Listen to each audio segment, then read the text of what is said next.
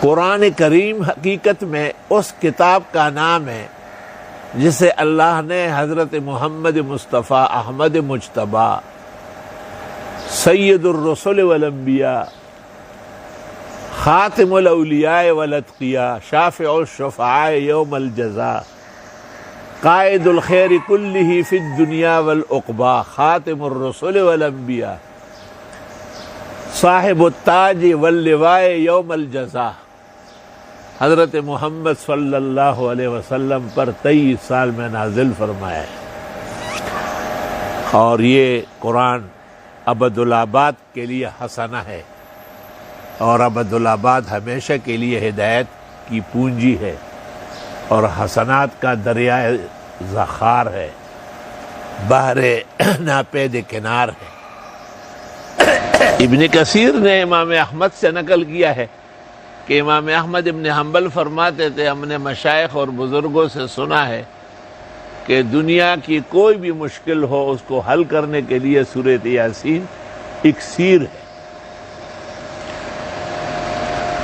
سورۃ یاسین کے وظائف بھی ہے، سورۃ یاسین کے اوقات بھی ہے، سورۃ یاسین کے خیرات و صدقات بھی ہے، لیکن جو ہم عاجز اور مسکین کا طریقہ ہے وہ آسان ہے۔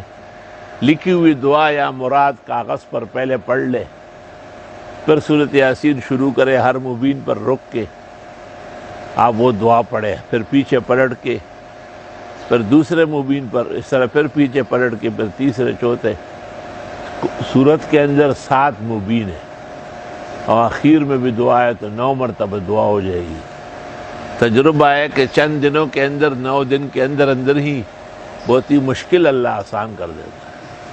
اور سورۃ یاسین کی مقدار بڑھاؤ، بادشاہت اور سلطنت آپ کے سامنے جھکے گی، ہر حاجت اور ضرورت جیسے آپ چاہیں گے اللہ پوری کرے۔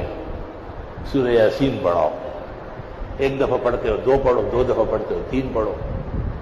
حافظ کے لیے اور یاد والے کے لیے کیا مشکل ہے؟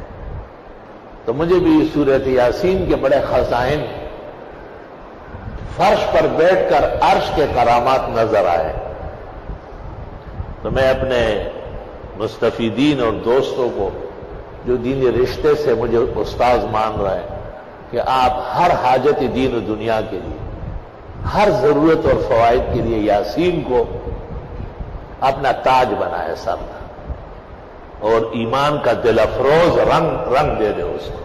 یا سبحان اللہ، مرحبا، اہلاً و سہلاً، علی الراس والعین۔ حجت نہیں ہے، نبی کا خواب وہی ہے، بخاری میں ہے روئے الانبیاء وحی، لیکن خواب تسلی ہے، بشارت ہے۔ لم یبق من النبوہ الا المبشرات، رواہ الشیخان۔ جس وقت سورۃ احزاب کی ہم نے دعا کی اور 27 رمضان المبارک تھا، اور ہم بظاہر جتنا پڑھانا تھا اس سے فارغ ہو گئے، تو میں جب اندر گیا آرام کرنے کے لیے تو مجھے کوئی کہتا ہے کہ امام راضی اور علامہ آلوسی تو وہیں بیٹھے ہوئے ہیں، تو میں سمجھ گیا، میں نے کہا ٹھیک ہے۔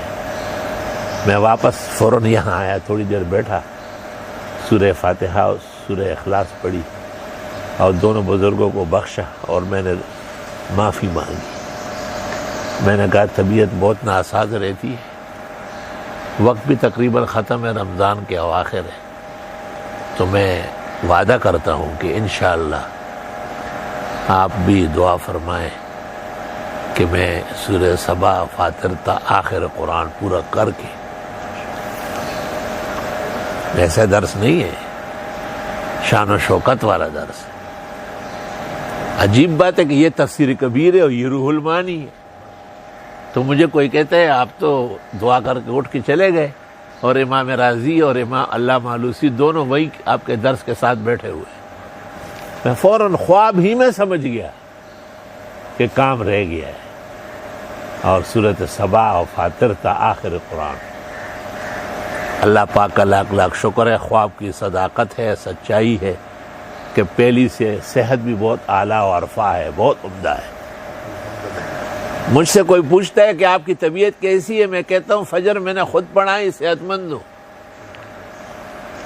اور جب مجھے کوئی کہے تو میں کہوں کہ آج میں نے فجر نہیں پڑھائی، مجھے بہت دکھ اور درد ہے۔